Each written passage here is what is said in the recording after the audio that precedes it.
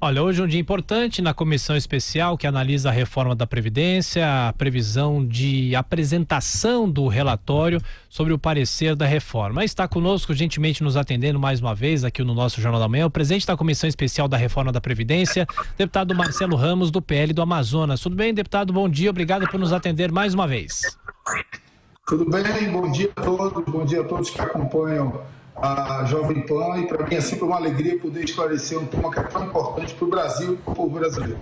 Bom, deputado, de ontem para hoje, já todas as análises e as projeções de que os estados devem realmente ficar fora, a questão da capitalização também deve sair. Quais devem ser as linhas gerais? O que o senhor pode já adiantar desse relatório que será apresentado hoje? Olha, eu vou adiantar os temas que já há mais ou menos consenso entre o conjunto de deputados e a maioria dos partidos, que é a questão dos trabalhadores rurais, do BPC, idosos e deficientes de baixa renda, a desconstitucionalização e da capitalização. Bom, daqui a pouquinho a gente vai retomar o contato com o deputado, a gente vai refazer, ele está inclusive já na Câmara dos Deputados, num dos corredores, então a conexão não está boa, a gente vai refazer o contato, mas essa é a expectativa, né, Denise? Exatamente, deve ser apresentado o relatório, houve antecipação ontem, inclusive o presidente da Câmara, Rodrigo Maia, confirmou que estados e municípios devem ficar fora, apesar de toda a pressão que vem sendo feita pelos governadores. Aliás, a maior parte aderiu, se cobrava deles um posicionamento, eles estiveram em Brasília, mas parece ser uma opção política, inclusive para manter os governadores vinculados às votações, a toda a tramitação da matéria, para eles tentarem incluir ainda estados e municípios na pauta. Isso poderá acontecer no plenário, mas esfria um pouco aquela previsão em relação às projeções de economia de gastos, né? Deputado Marcelo Ramos de volta conosco. Oi, deputado, agora sim, me ouvindo bem? Estou ouvindo bem. Tudo bem. Deputado, então eu peço para o senhor continuar na sua resposta. Em linhas gerais, quais devem ser as características desse relatório?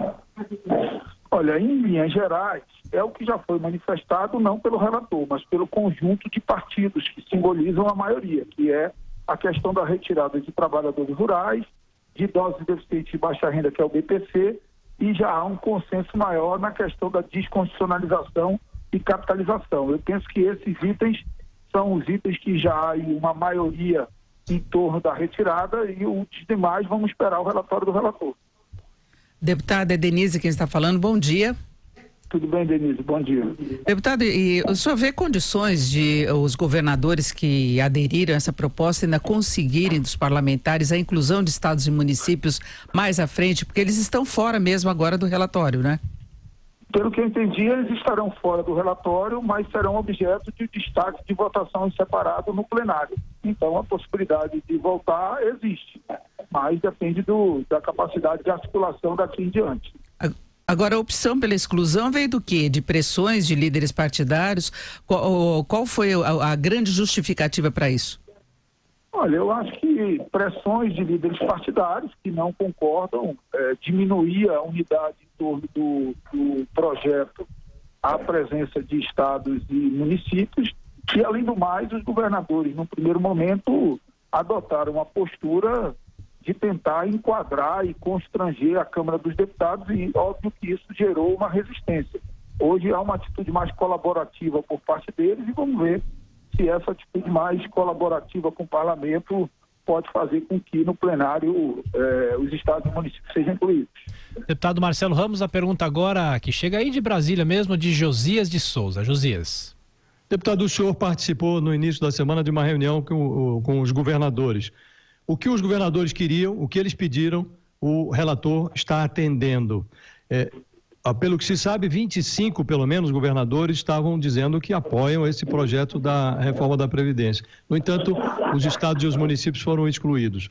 O senhor esteve lá, dentro da reunião. Os governadores estão sendo tratados como peças inconfiáveis. Eles precisam aparecer com os votos, ninguém confia neles. Eles não merecem crédito? O que é que o senhor sentiu na reunião?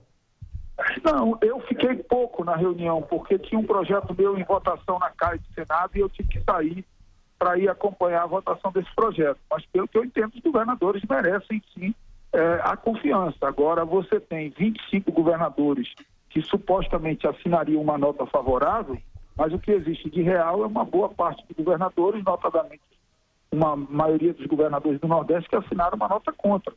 Então, vamos esperar o que vai acontecer nos próximos tempos para avaliar o que vai ser, como vai ser a decisão final disso. Mas eu não ousaria dizer que os governadores não merecem a confiança de ninguém, óbvio que merecem.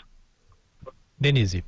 Agora, haverá outras mudanças aí em relação ao texto original apresentado pelo governo, e uma das que preocupa é em relação à possibilidade de alterações na transição, não é? Então, a implementação se daria num prazo mais longo, e já se fala em uma economia aí projetada em torno de 700, 800 bilhões. A comissão já tem alguma estimativa nesse sentido? Não, porque o relatório ainda não foi apresentado. Será apresentado, eu mesmo ainda não vi o relatório, será apresentado agora às 9h30, e aí nós saberemos quanto será efetivamente a economia. O fato é que, ainda que a economia seja na casa de 850 a 900 bilhões, ela é muito maior do que a que o governo pediu, porque o governo pediu uma economia de 1 trilhão 240, mas com capitalização, e o custo de capitalização, pelo menos no primeiro ano, só no primeiro ano já seria de 400 bilhões de reais.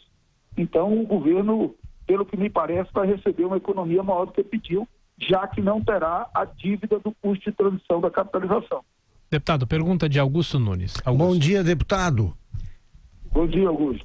Deputado, por que numa situação dessas em que está sendo votada uma reforma considerada urgente, a votação por todos, não há nenhuma hipótese de o Congresso ampliar a semana de trabalho de 3 dias? Deputado, o senhor ouviu a pergunta? Eu acho que há. Eu não vejo nenhum impedimento nisso. Pelo contrário, tenho me dedicado integralmente nisso. Então, eu não vejo nenhum problema em ampliar. Agora, óbvio que isso tem que ser pactuado com o conjunto de deputados e deputadas. Vai lá, Josias.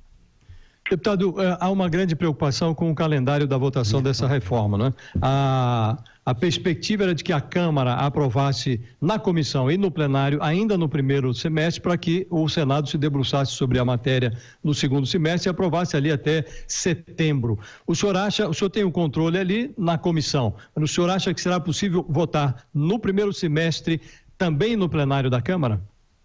Eu acho que é possível, depende do nível de unidade em torno do relatório que vai sair aqui da comissão.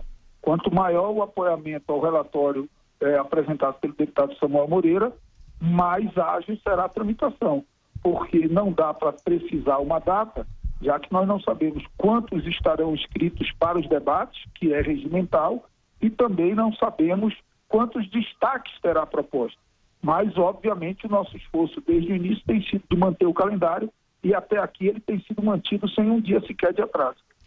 Deputado Marcelo Ramos, do PL do Amazonas, presidente da Comissão Especial da Reforma da Previdência. Mais uma vez, obrigado por atender a Jovem Pan. Bom trabalho, deputado. Muito obrigado e um bom dia.